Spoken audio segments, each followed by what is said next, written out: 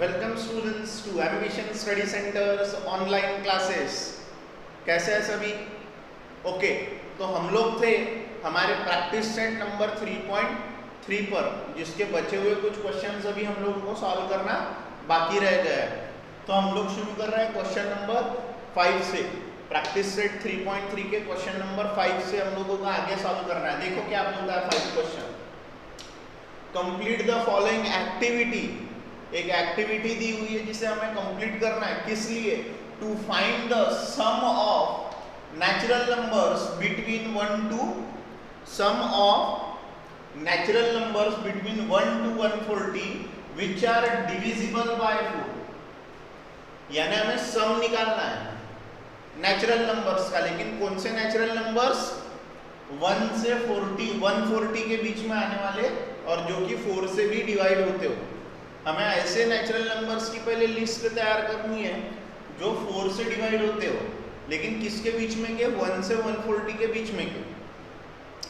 और वो पूरे नंबर्स का सम निकालना है। तो सम निकालने के लिए क्या लगता है? ए और डी। ए और डी होने के साथ साथ कितने टर्म्स का सम निकालना है वो भी लगता है, एन भी लगता है। ठीक है, तो सबसे पहले अपन क्या लिखेंगे? Natural numbers between 1 to 40 which are divisible by 4, वो लिखेंगे कौन से। ऐसे क्वेश्चन हम लोगों ने पहले भी सॉल्व करे हैं। देखो ये क्वेश्चन आप लोगों को एक्टिविटी टाइप में दिया है, लेकिन मैं यहाँ पे क्वेश्चन के जैसे सॉल्व करके देता हूँ। आपको जहाँ पर जो बॉक्सेस भरने हैं वो फिर आप इस क्वेश्चन पर से लेकर के भर सकते हो। ठीक है, पहले वैसे भी आपको रफ में करके ही देखना पड़ेगा क्वेश्चन सॉल्व, तभी आप बॉक्सेस भर पाओगे carefully. The natural numbers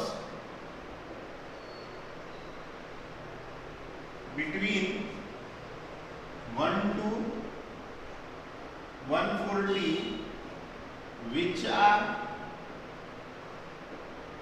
divisible by 4 are। पहला नंबर कौन सा है? 4, 8, 12, 16 so on and the last number is 136। इसके लिए आपको टेस्ट ऑफ डिविजिबिलिटी पता रहनी चाहिए 4 की। यूनिट और टेंस प्लेस का नंबर मिला के जो नंबर बनता है, यूनिट और टेंस प्लेस का नंबर बना के जो नंबर बनता है, वो अगर 4 के टेबल में आता है, तो पूरा नंबर 4 के टेबल में आता है। ऐसे तो 140 भी आता, लेकिन हम 140 क्यों नहीं लेंगे? क्योंकि यहाँ वर्ड बिटवीन यूज किया। बिटवीन यानी इससे कम, इससे ज्यादा, 1 से ज्यादा, ये 140 से कम वाले। ठीक है, तो हमारे पास में ये पूरे नंबर आ गए 140 तक के, जो कि डिविजिबल है 4 से, सभी नेचुरल नंबर्स। अब उनका सम निकालना है। सम के लिए लगता है n, a और d। a है 4, d कितने का रहेगा? 4 का। गैप कितने की रहेंगी? 4 की। चलो, लेकिन n नहीं है ना, कितने नंबर ऑफ टर्म्स का हमें सम निकालना। तो n निकालने के लिए हम लोग tn का यूज करेंगे। हम लोग पहले यहाँ लिखेंगे here t1 is equals to a is equals to 4 and d is equals to t2 minus t1 is equals to 8 minus 4 is equals to 4। d कितना आ गया? d कितना आ गया यहाँ पे? d आ गया 4। ओके, एंड tn कितना है? 136 लास्ट पर। तो अब हम लोग यूज करेंगे tn का फॉर्मूला। अब यहाँ अपन ने बोले नहीं कि ये AP है, लेकिन हमको पता है अगली जो नंबर्स आ रहे हैं वो +4 +4 +4 +4 करके ही आ रहे हैं। इसीलिए हम लोगों ने एक ही बार में t2 माइनस t1 करके क्या निकाल लिए? कॉमन डिफरेंस निकाल लिए। अब इसके बाद में देखना, ये आ गया हमारे पास में a d आ चुका है, tn भी है। अब हम लिखेंगे we have, हमें पहले n निकालना है ना, तो n निकालने के लिए a + n - 1 × d, यानी 136 is equals to 4 plus n minus 1 into 4। Common difference भी 4 है, ये भी 4 है। ये देखो, ये +4 इधर आएगा, -4 into 4 है जी। ये कितना हो गया? 132 n minus 1 into 4। अभी हमें क्या चाहिए? 132/4 is equals to n minus 1। Divide करो, 4 1 जा 4 3 जा, और ये भी कैंसिल हो जाएगा, 3 जा। ठीक है, ये आ गया 33 n माइनस 1 आ गया हमारा 33, n माइनस 1 आ गया 33, देयरफॉर 33 माइनस 1 का हो जाएगा +1, सो n की वैल्यू आ गई है 34। n की वैल्यू कितनी आ गई? n की वैल्यू आ गई 34। देखो मैंने कैसे सॉल्व किया, बेसिक्स यूज किया, +4 है इक्वल टू उधर -4, 132 मल्टीप्लाई में 4 डिवाइड में चले गया और n की वैल्यू आ गई 34। अब देखो n की वैल्यू जो 34 आई है इसकी मदद से हम अपन सम निकालेंगे। सम का फॉर्मूला कितने सम टर्म्स का सम 34। नाउ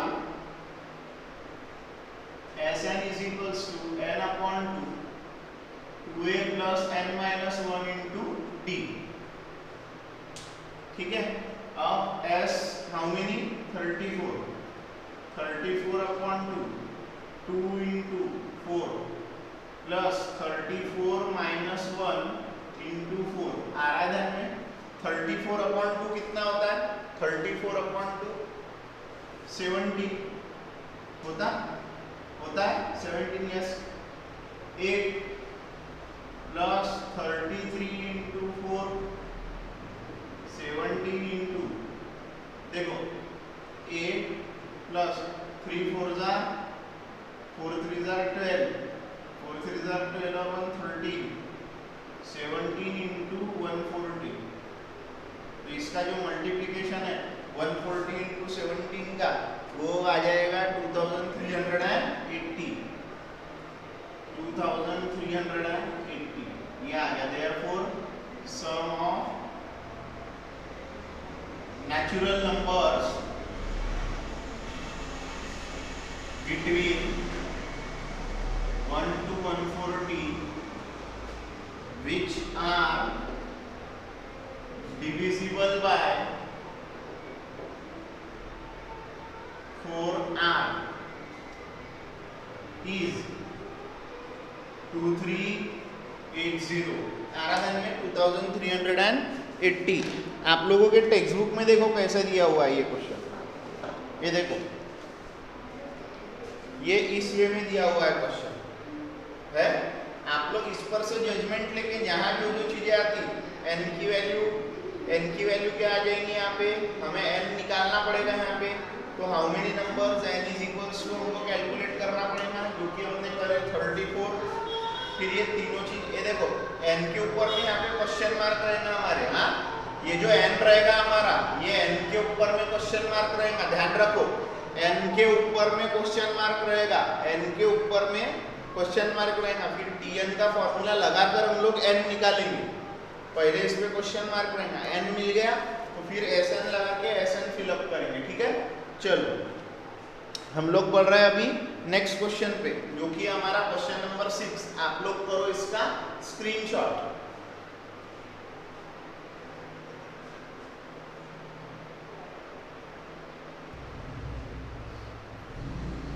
स्टूडेंट्स ये भी एक बहुत अच्छा क्वेश्चन है, 6th क्वेश्चन। इसके ऊपर में स्टार लगाया। अब स्टार क्यों लगाए देखो, the sum of first 55 terms 55 terms of an AP is 3300। जो पहली 55 टर्म्स है एक AP की उनका सम दिया है 3300, यानी S55 दिया हुआ है 3300। ठीक है, 3300 दिया हुआ है हम लोगों को sum of 55 terms. Find the 28th term, यानी T28 पूछा। अब T28 की बात करेंगे तो A पता रहने होना, D पता रहने होना। T28 निकालना है तो AD का रिलेशन होना, A और D मालूम होना, तभी हम लोग निकाल पाते हैं। मैंने बोला है आप लोगों को। और दिया क्या आप लोगों को, sum of 55 term, sum of 55 term. यानी हमको क्या करना पड़ेगा, सम ऑफ 55 टर्म की मदद से ही हमको T28 तक पहुंचने की तैयारी करनी है। ठीक है, सो हम लोग क्या करेंगे देखो, लिखेंगे कैसे, हमारे को एपी दिया है क्या नहीं, तो let the first term of the AP be a and common difference be d. Let the first term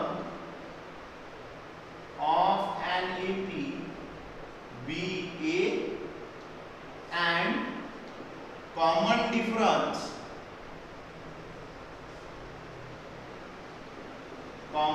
difference be D.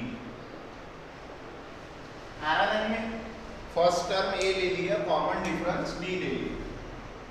अब हम लिखेंगे we have S N is equals to N upon 2a plus n minus 1 into D. ये है हमारा formula.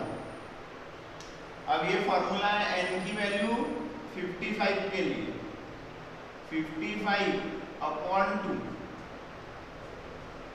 2a plus 55 minus 1 into D है। 55 minus 1 into D है। Okay, अब देखो S55 कितना है 3300, 55 अपॉन 2a प्लस 54d हो गया 54d। ये 2 को भेज देता मैं इसके डिवीजन में, और ये 55 इधर मल्टीप्लाई में इक्वल टू की इधर आ जाएगा, इक्वल टू की इधर आ जाएगा डिवाइड में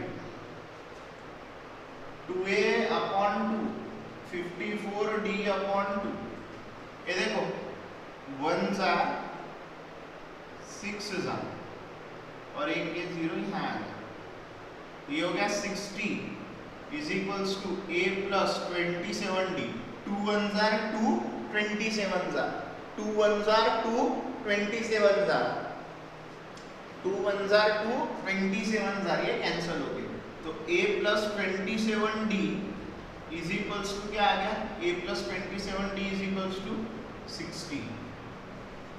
इक्वेशन नंबर 1 बोलेंगे। अब हम लोगों को जाना है, अब हम लोगों को कहाँ जाना है, इधर जाना है। अब हम लोगों को जाना है towards finding T28।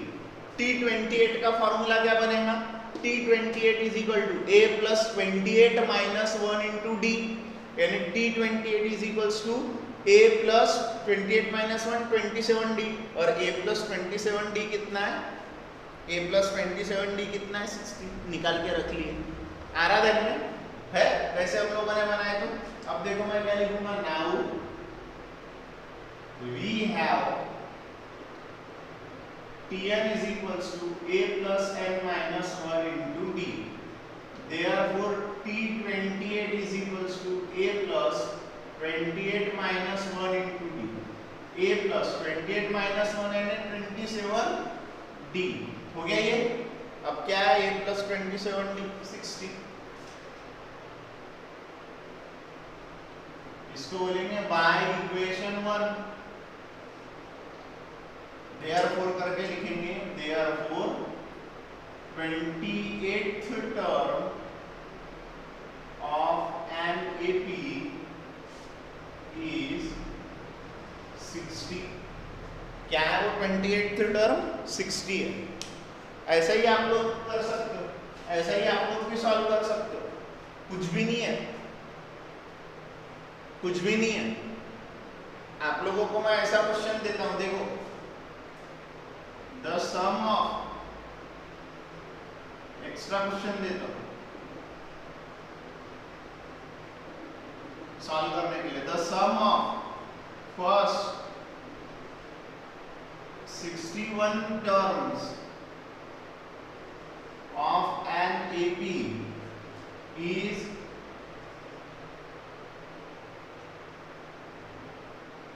is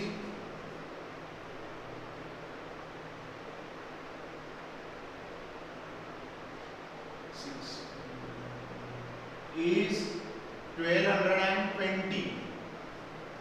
The sum of first 61 terms of an AP is 1220. Find the 30th term.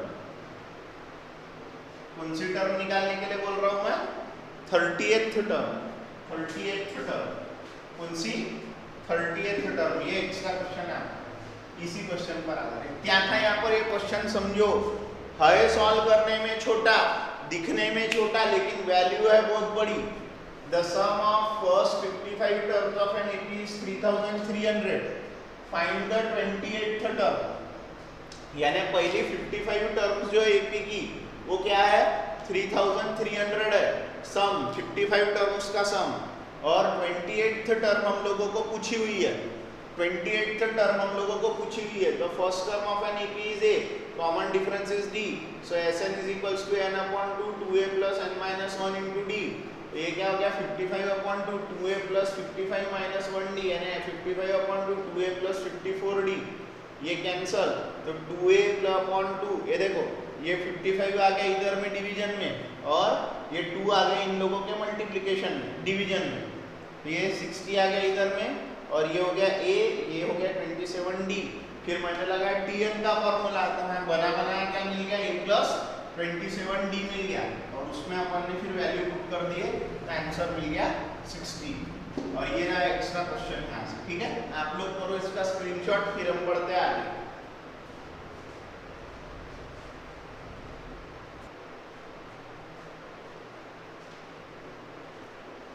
So students, हम लोग अभी क्वेश्चन नंबर 7 पे, बहुत इंटरेस्टिंग और इजी क्वेश्चन है, जो कि बोर्ड एग्जाम में 3 to 4 मार्क्स के लिए या 2 मार्क्स के लिए भी पूछा जा सकता है।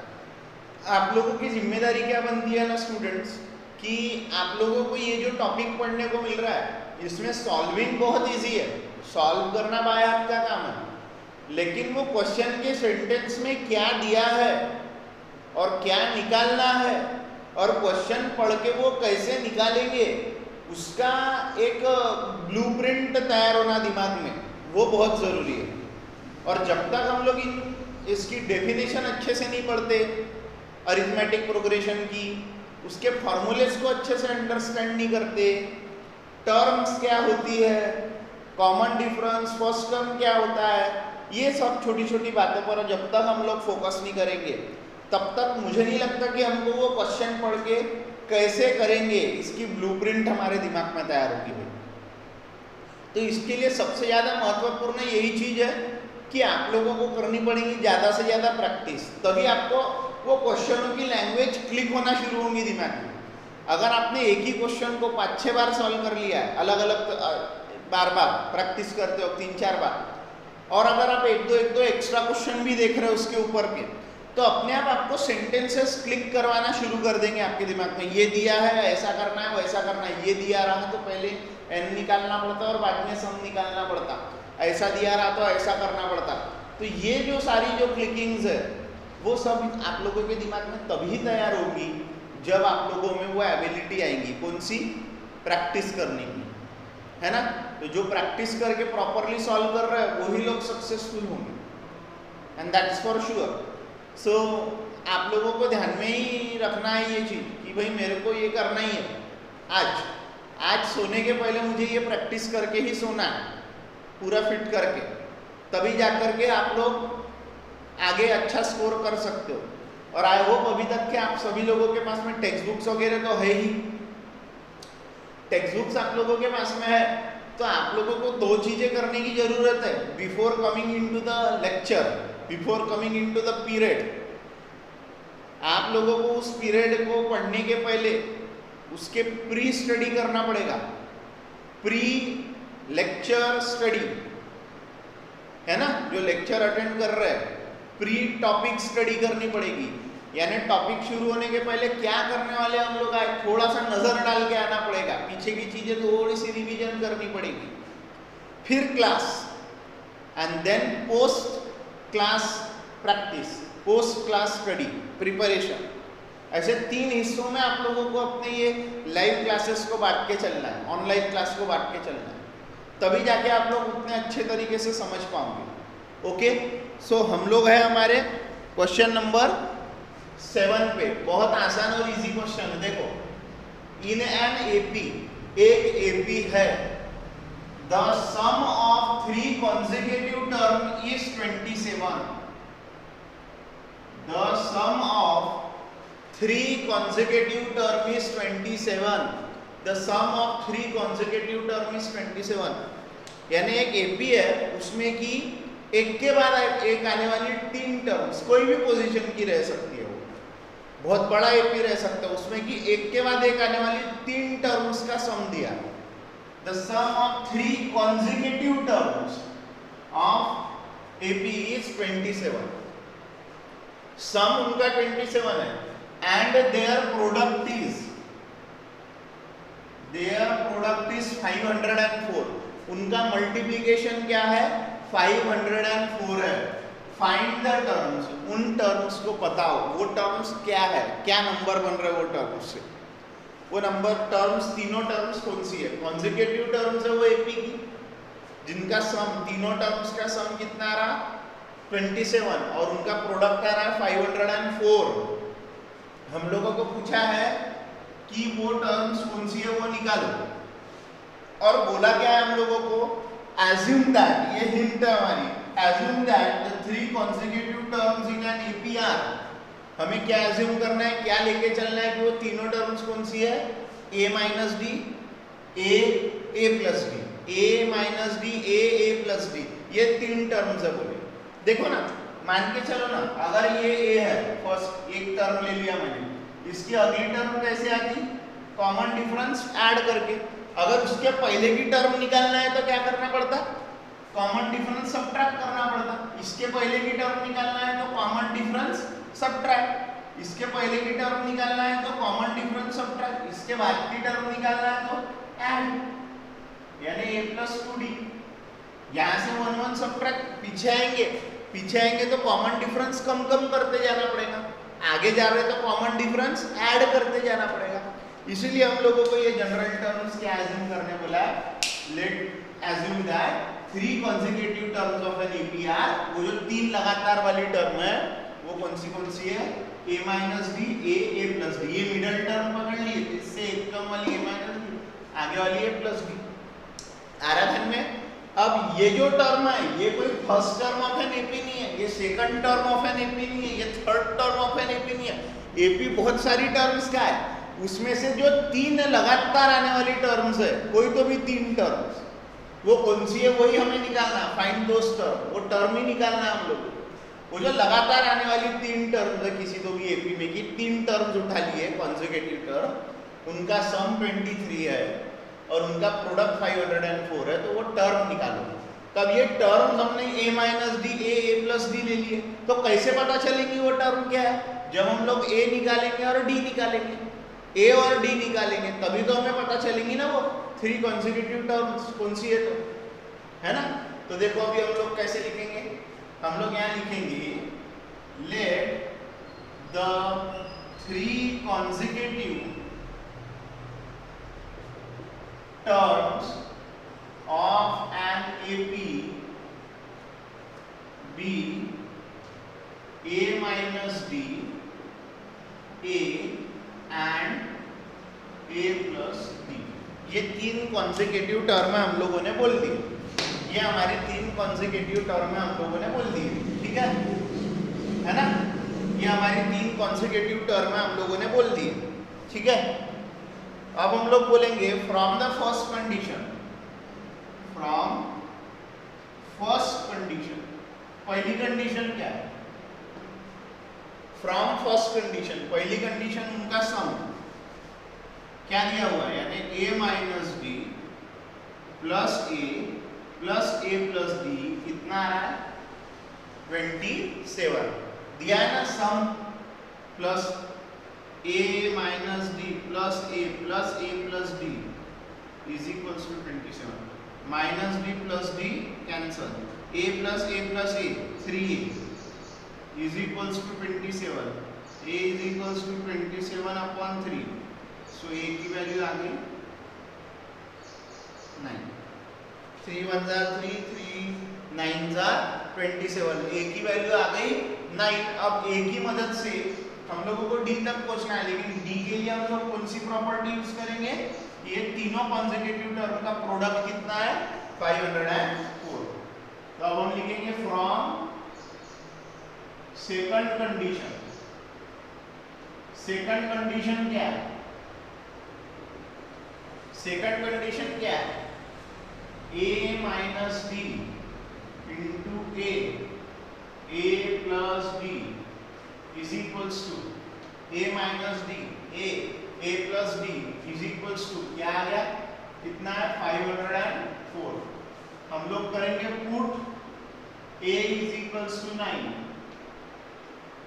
Put a is equals to 9, 9 minus B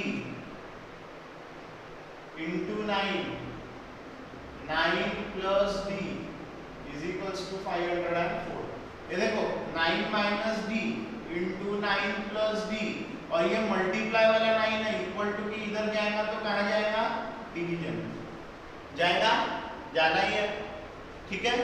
सो अब ये 5 9 5 are 45, 9 5 are 45, 9 5 are 45 and 9 6 are 54, 9 6 are 54 यानी 9 1 are 956 are, ठीक है।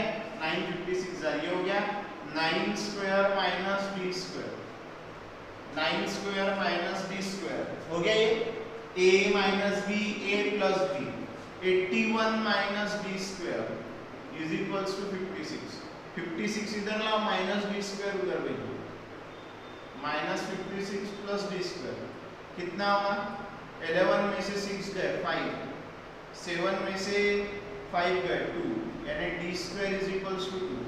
सो डी की वैल्यू आ गई, डी की वैल्यू क्या आ गई 5, डी की वैल्यू आ गई एक्चुअली में प्लस माइनस 5, प्लस माइनस 5 यानी डी की जो वैल्यू है ये प्लस माइनस 5 है, ठीक है ना। तो अपन एक बार प्लस के लिए निकालेंगे, एक बार माइनस के लिए निकालेंगे, एक बार प्लस के लिए निकालेंगे, एक बार माइनस के लिए निकालेंगे। क्यों? क्योंकि दोनों भी हो सकती है ना, दोनों भी हो सकती है, कुछ भी हो सकता है ना। ये देखो स्क्वायर है 25, 25 डी स्क्वायर है, तो ये 25 किसका स्क्वायर है, 25 किसका स्क्वायर है, प्लस 5 का भी स्क्वायर और माइनस 5 का भी स्क्वायर, प्लस 5 का भी स्क्वायर और माइनस 5 का भी स्क्वायर है, इसलिए हम लोगों को यहाँ पर दोनों वैल्यू ले सकते हैं हम लोग, ठीक है। अब देखो हम लोग क्या कर रहे हैं, therefore a minus b is equals to, ठीक है, ऐसा लिख देना अपन, for a is equals to 9 and d is equals to 5, a minus b is equals to 9 minus 5 equals to 4, a is equals to 9 and a plus b is equals to a minus b हो गया, a plus b is equals to 9 plus 5 यानी 40। अब second, for a equal to 9 and b is equals to minus 5, a minus b is equals to 9 minus minus 5 यानी 9 plus 5 14, a is equals to 9, a plus अपना a plus b is equals to 9 plus minus 5 equals to 4, यानी actually में same ही आ गया। देखो 4 9 14, 4 9 14 same ही आया, a minus d a plus d के लिए जो वैल्यू आई वो सेम ही आई ना। तो देखो the 3 consecutive terms, ये आंसर बहुत केयरफुली लिखना है, ऑफ एन AP आर क्या रहेगा 4 9 14, 4 9 14 और उल्टा कॉन्सेक्यूटिव यानी पहले कौन सी है दूसरी कौन सी, सीक्वेंस मायने रखता ना, AP यानी सीक्वेंस है ना, जरूरी थोड़ी है नंबर सेम आ गए तो ये 4 9 14 और 14 4 9 सेम ही है, ऐसा नहीं है। आप लोगों के लिए सीक्वेंस बहुत मायने रखता है। तो इसमें क्या आएगा, पहले 14 9 या तो ये रहेगा या तो ये रहेंगे सीक्वेंस। आराधन में एक तो 4 9 14 रहेगा, नहीं तो 14 9 4 रहेगा। क्यों why is it so, because sequence मायने रखता ना भाई। हम लोगों ने सीक्वेंस की डेफिनेशन पर लिखे है ना, ये किसको फॉलो कर रहा है +5 कॉमन डिफरेंस, ये किसको फॉलो कर रहा है -5 कॉमन डिफरेंस। आराधन में तो +5 और -5 कॉमन डिफरेंस का फर्क है ना, कॉमन डिफरेंस का फर्क है तो सीक्वेंस अलग अलग है ना। सो मेक श्योर आप लोगों को ऐसा चेक करते हुए लिखना है। देखो यहाँ d² की वैल्यू +-5 आई थी, इसीलिए हमारे लिए दो अलग अलग सीक्वेंसेस आए। तो वो जो consecutive term 3 consecutive term of an APR 4 9 14 हो सकता है या फिर 14 4 9 हो सकता है, whatever it may be. आ रहा ध्यान में? आप लोग करो इसका स्क्रीनशॉट, हम लोग बढ़ रहे हैं क्वेश्चन नंबर 8 पे।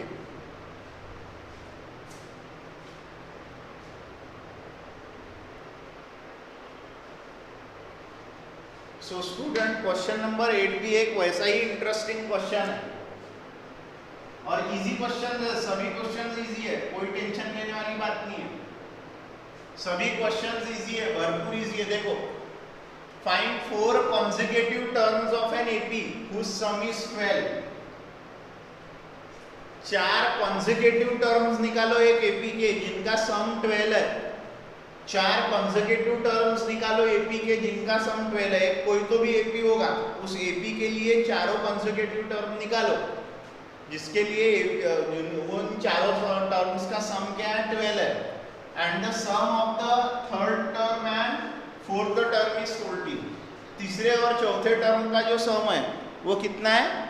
14 है। तीसरे और चौथे टर्म का सम जो है वो 14 है। ये दो कंडीशन बन रही है इससे, लेकिन पहले हमें वो 4 consecutive टर्म्स लेने पड़ेंगे। पहले हमें वो 4 consecutive टर्म्स लेने पड़ेंगे। तो कैसे लेंगे? लेट द 4 consecutive, ये देखो फर्स्ट 4 नहीं बोला, फर्स्ट 4 बोला होता तो पहली term, second term, third term और फोर्थ टर्म होती। फर्स्ट वर्ड नहीं लगाया यार। ये किसी एपी की कोई भी लगातार आने वाली 4 टर्म है, एक के बाद एक आने वाली, बीच में की भी कोई, यानी 13, 14, 15, 16 टर्म भी हो सकती, 51, 52, 53, 54th टर्म भी हो सकती, कोई भी लगातार 4 term. Let the 4 consecutive terms of an AP be, पहला ले लेता हूं मैं a minus d, तो अगला रहेगा a, फिर उसका अगला a plus d और उसका अगला a plus 2d। आ गए ये चारों टर्म्स, आ चुके हैं ये चारों टर्म्स। अब पहली condition, from the first condition, ये चारों का सम कितना है? चारों का सम कितना है? चारों का सम है 12। a minus b plus a plus a plus b plus a plus 2b is equals to 12। Minus b plus b, a 4a plus 2d is equals to 12। यहां पर आने वाले सभी नंबर 2 से डिवाइड होते हैं, dividing by 2, 4a upon 2, 2d upon 2, 12 upon 2। ये हो गया 2a plus d is equals to 6। Equation number 1, 2a plus d is equals to 6, ये हो गया पहला। 2a plus d is equals to 6, ये हमारी पहली कंडीशन बन गई। अब हमें बनाना है दूसरी कंडीशन, जो कि सम ऑफ क्या दिया है क्वेश्चन में? The sum of third and the fourth term is 14। अब मैं क्या लिखूंगा? From second condition, second condition क्या है हमारी? सेकंड कंडीशन क्या है? सेकंड कंडीशन ये है कि थर्ड और फोर्थ टर्म का sum a plus d plus a plus 2d is equals to how many? 14। यानी a plus d plus a plus 2d is equals to 14, यानी 2a plus 3d is equals to 14। ये होगा equation number 2। अब 1 और 2 पर से a या d निकालना है, तो वो कैसे निकालेंगे? a और d निकालने के लिए जाना है तो बाय एलिमिनेशन मेथड और बाय सब्स्टिट्यूशन मेथड और एनी मेथड। देखो यहाँ पे भी 2a दिख रहा, यहाँ पे भी 2 है, दोनों के सामने प्लस प्लस का साइन है, दोनों में 2a 2 है, यहाँ भी 2a है, यहाँ भी 2a है, यहाँ भी 2a है, यहाँ भी 2 है, दोनों में प्लस प्लस का साइन है। तो क्या कर देते हैं हम लोग? प्लस प्लस का साइन रहता है तो सब्ट्रैक्शन, बड़े इक्वेशन में से छोटे इक्वेशन को सब्ट्रैक्ट कर दो। तो हम क्या करेंगे? देखो, subtract equation 1 from 2, we get 1 में से 2 को सब्ट्रैक्ट कर दो, 1 में से 2 को सब्ट्रैक्ट कर दो, इक्वेशन 1 फ्रॉम इक्वेशन 2 दी गई। चलो क्या हो जाएगा, देखो इधर ध्यान दो, 2a plus 3b is equals to 14 plus 2a plus b is equals to 6।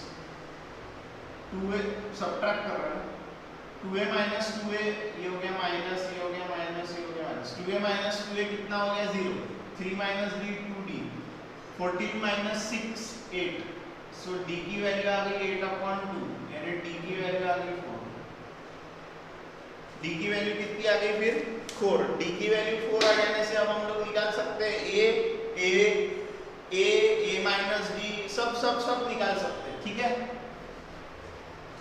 Put d is equals to 4 in equation 1 में रख के मैं a निकाल लिया, therefore 2a plus 4 is equals to 6, therefore 2a is equals to 6 minus 4, therefore 2a is equals to 2, so a is equals to 2 by 2 is equals to 1, therefore a की value क्या आ गई 1, ठीक है।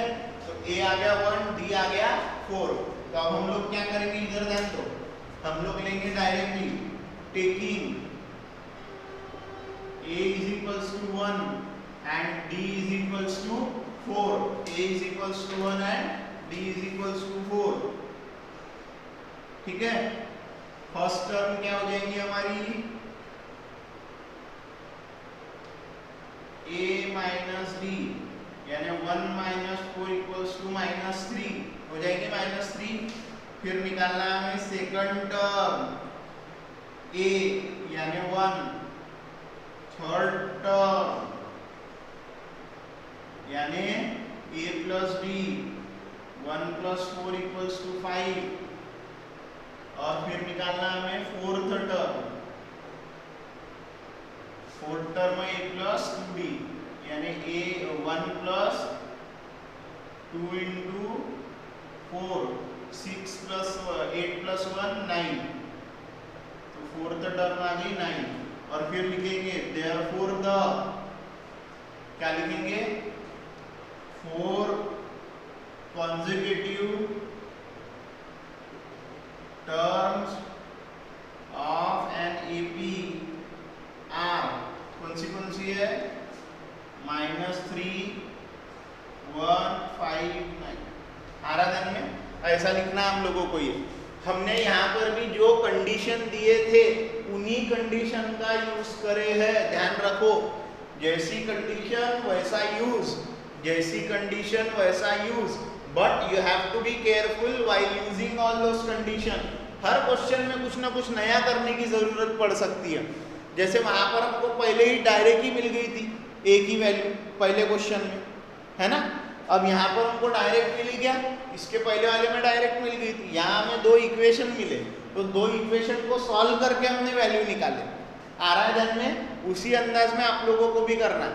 आप लोग करो इसका स्क्रीनशॉट, फिर हम लोग जा रहे हैं इस एक्सरसाइज के लास्ट क्वेश्चन पे।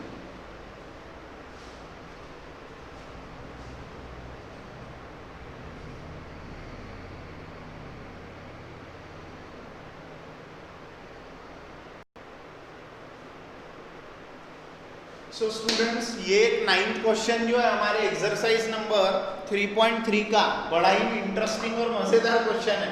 देखो क्या बोला, if the ninth term of the AB is 0, यानी जो T9 है, T9 क्या दिया है 0, then show that 29th term is twice the 19th term. दिखाना क्या है, then show that 29th term is twice the 19th term, यानी क्या है 29th टर्म क्या है, डबल है किसके, 19th टर्म के, ये दिखाना, ये शो दैट। अब दिखाएंगे कैसे, उसके लिए हमको मदद लेनी पड़ेगी T9 टर्म जो कि क्या है 0 की। तो मैं देखो क्या कर रहा हूं, late A and D be the first term and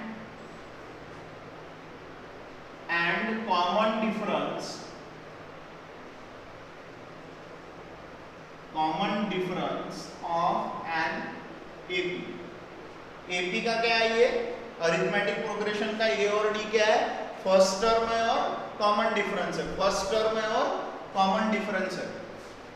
late A and D be the first term and common difference of an AP respectively.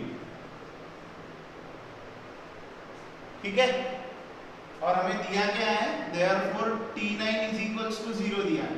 सो हम लोग बोलेंगे we have, हमारे पास में भी तो Tn का फॉर्मूला है ना, therefore T9 is equals to a plus 9 minus 1 into d। T9 कितना दिया है 0, यानी T9 की वैल्यू कितनी है 0, यानी a plus 8d is equals to 0, therefore a plus 8d is equals to 0। So a की वैल्यू माइनस 8d, a की वैल्यू माइनस 8d। अब हम लोग लगाएंगे किसका फॉर्मूला T19 का पहले। Now T19 is equals to a plus 19 minus 1 into d। देखो T19 is equals to a plus 18d, T19 is equals to minus 8d plus 18d by equation 1। ये a की वैल्यू क्या है minus 8d है, minus 8 plus 18 क्या होता है 10d, यानी T19 कितना हो गया 10d। इक्वेशन नंबर 2, T19 कितना हो गया 10d, T19 कितना हो गया 10d and T29 is equals to a plus 29 minus 1 into d, a plus 28d minus 8d plus 28d by equation 1। ये हो गया 20d minus 8 plus 20 कितना 28 कितना होगा 20 होगा आ रहा ना धन में, हाँ ये हो गया T29 की वैल्यू 20d। अब 20d को देखो कैसा लिख रहा है 2 मल्टीप्लाई बाय 10d, यानी कितना होता है 29, 20d होता है। What is 10d, it is T19 by equation 2।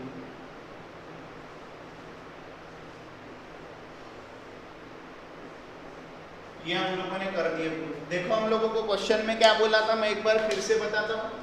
T9th term जो थी 9th term of an AP वो 0 थी, हमें ये रिलेशनशिप देना था T29 is twice the 19th term. 19th term को यानी T19 का डबल है T29, T29 is double of T19। तो मैंने पहले a और d फर्स्ट टर्म और कॉमन डिफरेंस है बोला एपी की, साथ ही साथ देयरफॉर करके बोला T9 क्या दिया है 0। अब देयरफॉर करके T9 0 बोला, Tn का फॉर्मूला लगाया T9 के लिए, वो T9 0 था तो मेरे को एक रिलेशन मिला a plus 8d is equals to 0। तो मैंने बोला a की वैल्यू निकाल लेता हूँ, माइनस 8d इक्वल टू के उधर जाएगा तो इक्वेशन 1 नाम दिया।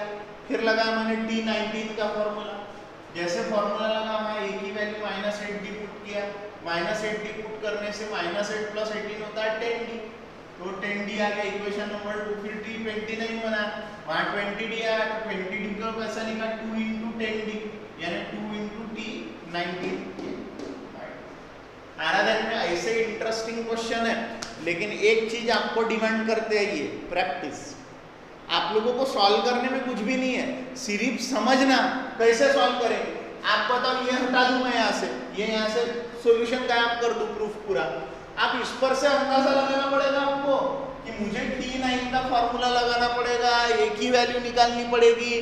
तो सॉल्व करने में बाएं हाथ का काम है, लेकिन सॉल्व कौन कर पाएगा, जिसने क्वेश्चनों को अच्छे से समझ के बिना देख के जब पढ़ा है तभी 3-4 बार कर लिया, नहीं तो वो क्वेश्चन ही पढ़ता रह जाएगा, गलत गलत टेक्निक लगाएगा।